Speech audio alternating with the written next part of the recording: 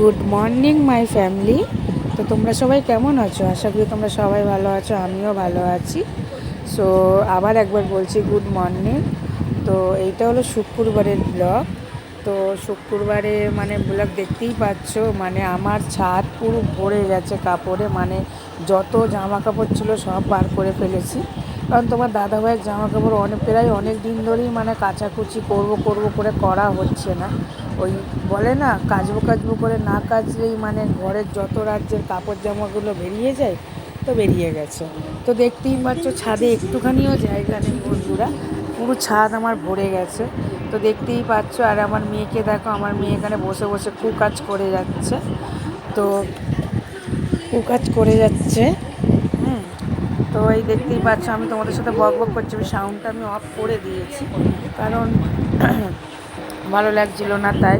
তো তারপর দেখতে পাচ্ছ কাপড় টাপড় টুকুর দিয়ে তোমার দাদাভাই আজকে তাড়াতাড়ি একটু মিলে বেরিয়ে গেছে, তোমার দাদাভাইয়ের একটু কাজ ছিল বলে। তো ওই জন্য আবার মেয়েকে ছাদ থেকে নিয়েছে, এখন এই ঘরদোরগুলো গুছিয়ে নিচ্ছি। এই ঠান্ডাকাল মানে একদম জামা কাপড় চাদর টাদরের বোঝা হয়ে যায়। ঠান্ডাকাল একদিকে ভালো তো একদিকে খুবই খারাপ। আবার আমার জন্য ঠান্ডাকালটা খুবই ভালো, কারণ আমি অত্যাধিক বেশি ঘামি, আমি ভীষণভাবে আমার গরমটা বেশি। তো এই দেখতেই পাচ্ছ। তো দেখতে দেখতে মানে কথা বলতে বলতে সব গুছানো হয়ে গেছে, বিছনাটা এবার গুছিয়ে নিচ্ছি। আজকে বেড কাভারটা চেঞ্জ করব, দেখি সময় পেলে বেড কাভারটা চেঞ্জ করবো, কারণ বেড কাভারটা ময়লা হয়েছে। আর তোমরা সবাই যেন, যাদের ঘরে বাচ্চা কাচ্চা আছে তাদেরকে আমাকে নতুন করে বলতে হবে না যে ঘরে বাচ্চা কাচ্চা থাকলে খুবই ময়লা হয়। তো ঘরদোর গুছানো হয়ে গেছে, এবার ভালো করে ঝাঁটপাট দিয়ে এবার আমি পুজোটা করে নেবো। পুজো করে টোরে মাথাটা আঁচড়ে নেবো, নিয়ে একেবারে চা খেতে যেই বসবো, ওর ছেলের আন্টি ফোন করলো যে ছেলের ছুটি হয়ে গেছে, ছেলেকে আনতে যেতে হবে। তো ওই জন্য ছেলেকে আমি আনতে চলে এসেছি। এই দেখতেই পাচ্ছ আন্টিদের ঘরে ঢুকে গেছি, আর সেই সময়তেই কারেন্টটা চলে গেছে, আর ভিডিওটা করতে পারিনি। কি পরিমাণে দেখতে পাচ্ছ অন্ধকার, বোঝাই যাচ্ছে না। তো ওই ছেলেকে নিয়ে এবার চলে এসেছি, নিয়ে এসে এবার ভাত বসিয়ে দিয়ে এবার পাশে একটু চা করে নেবো, আর একটু লুচি আর তরকারি আছে সেইটা আমি খেয়ে নেবো। আর দেখতেই পাচ্ছ এদের কুকাসটা, এরা দুজন খেলা করছে, মানে দুটো মাথা এক জায়গায় থাকলে না বদমাইশি বেশি হয়। তো একটুখানি চা লুচি তরকারি আমি খেয়ে নিয়েছি। তোমরা এইটাই ভাববে বাইরে থেকে দিদি তোমরা সবসময় খাবার আনো কেন? সবসময় আনি না। তো যখন মানে এই একার জন্য কি বানাবো, আর খিদেও পাচ্ছিলো, ওই জন্য 4টে লুচি নিয়ে চলে এসেছি। এবার তার ফাঁকে ছেলে মেয়ের খাবারও বানিয়েছি, এখানে একটু ডাল আলু আর একটু চাল দিয়ে মানে একটু খিচুড়ির মতন করেছি। এই খাবারটা না আমার ছেলে মেয়ে খেতে ভীষণ ভালোবাসে, ওর মধ্যে একটু ঘি দিয়ে দিই তো ওরা এমনি খেয়ে নেয়।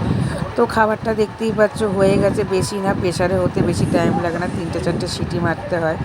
তো এই যে খাবারটা আমি এখন নিয়ে চলে এসেছি, তাড়াতাড়ি গরম হয়ে আছে, ঠান্ডা হয়ে গেছে, ঠান্ডা হয়ে গেছে বলছি, মানে কারেন্টও নেই যে একটু পাখা চালিয়ে তাড়াতাড়ি করে একটু ঠান্ডা করবো। হ্যাঁ, তো ওদেরকে খাওয়ানো আমার হয়ে গেছে, দেখতেই পাচ্ছ আমি এখন ডাল বাটতে বসে গেছি। আমার মাথা দিয়ে বেরিয়েই গেছে যে কারেন্ট নেই, নাহলে আমি ডালটা ভেজাতাম না, একটু ডালের বড়া করব, আর কিছুটা তুলে রেখে দেবো কালকের জন্য।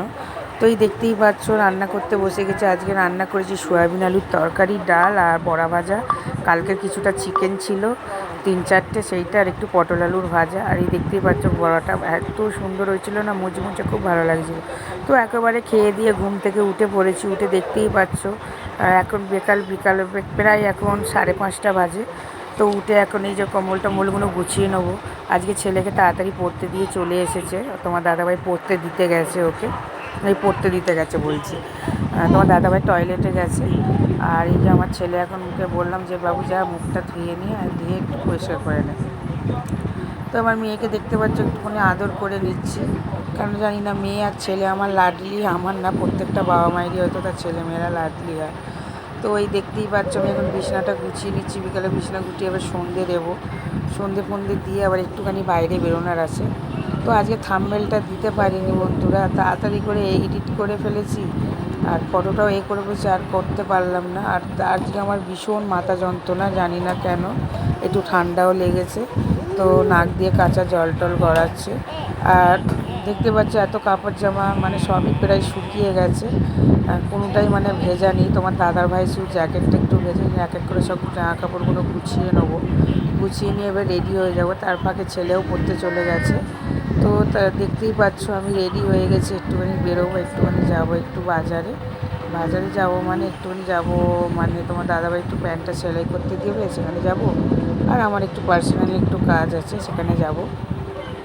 তো মেয়েকে রেডি করেই দিয়েছি, তোমার দাদাভাইও রেডি হয়ে গেছে, আমিও রেডি হয়ে গেছি। এই দেখো আমার এই চুড়িদারটা, এই চুড়িদারটা যখন আমি কিনেছিলাম আমি বেশ প্রচুর মোটা ছিলাম বন্ধুরা।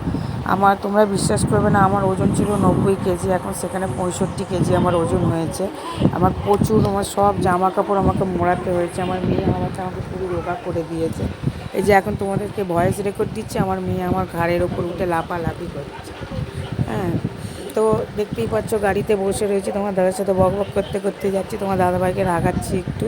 তো ভিডিওটা ভালো লাগে থাকলে একটা লাইক, কমেন্ট, শেয়ার, সাবস্ক্রাইব করতে